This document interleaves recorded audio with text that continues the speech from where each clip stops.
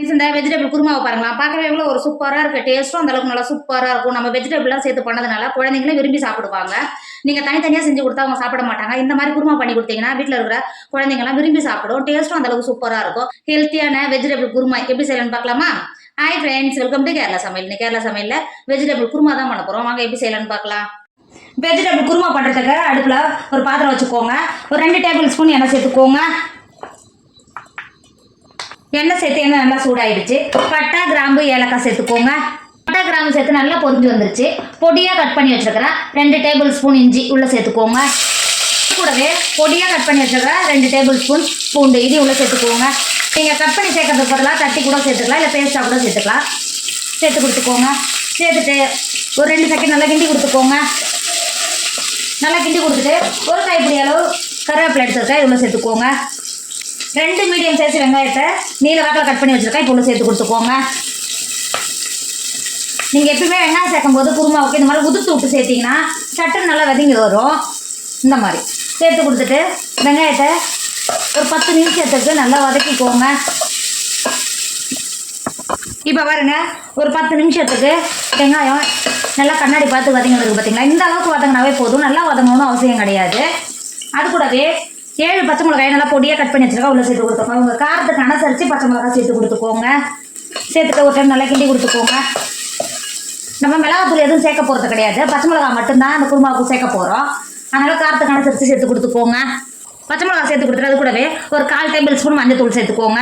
உருளைக்கிழங்க பொடியாக கட் பண்ணி வச்சுருக்கா இப்போ சேர்த்துக்கோங்க. அது கூடவே பொடியாக கட் பண்ண 1/4 கப்பு கேரட் இருக்குது இப்போ சேர்த்து கொடுத்துக்கோங்க. பீன்ஸ் மட்டும் நான் கொஞ்சம் எக்ஸ்ட்ராவே சேர்த்துக்கிறேன். 3/4 கப்பு கட் பண்ணி வச்சுருக்கேன் இப்போ சேர்த்து கொடுத்துக்கோங்க.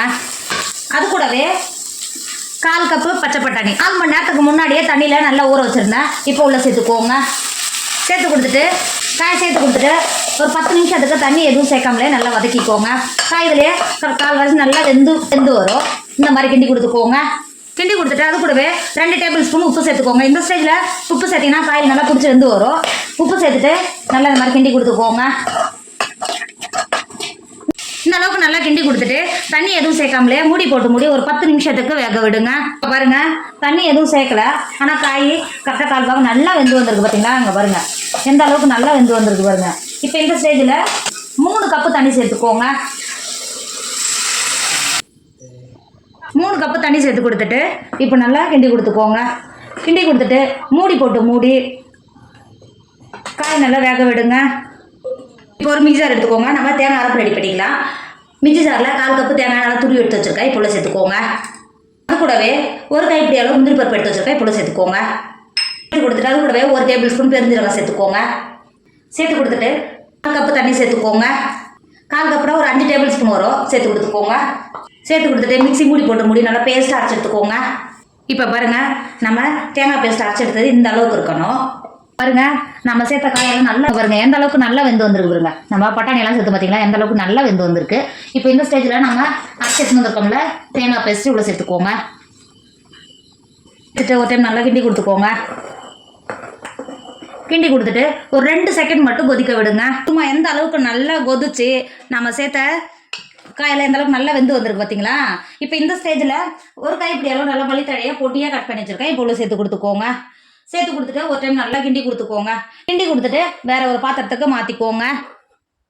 ஃப்ரெண்ட்ஸ், நம்மளோட வெஜிடபிள் குருமா சூப்பராக ரெடி ஆகிடுச்சு. இதோட டேஸ்ட் அந்த அளவுக்கு சூப்பராக இருக்கும். நீங்கள் இட்லி, தோசை, பூரி, பரோட்டா, சப்பாத்தி இதுக்குலாம் வச்சு சாப்பிடும்போது அந்த அளவுக்கு டேஸ்ட் சூப்பராக இருக்கும். நான் இன்றைக்கி வெள்ளை குழிப்படையத்தை வச்சு சாப்பிட போகிறேன். இதோட டேஸ்ட் அந்த அளவுக்கு சூப்பராக இருக்கும்.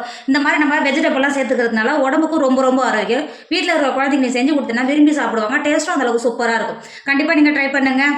என்னோட வீடியோ உங்களுக்கு பிடிச்சிருந்தா உங்கள் ஃப்ரெண்டு உங்கள் ஃபேமிலிக்கு ஷேர் பண்ணுங்கள். மறக்காமல் கேரளா சமையலை சப்ஸ்கிரைப் பண்ணிக்கோங்க. தேங்க்யூ.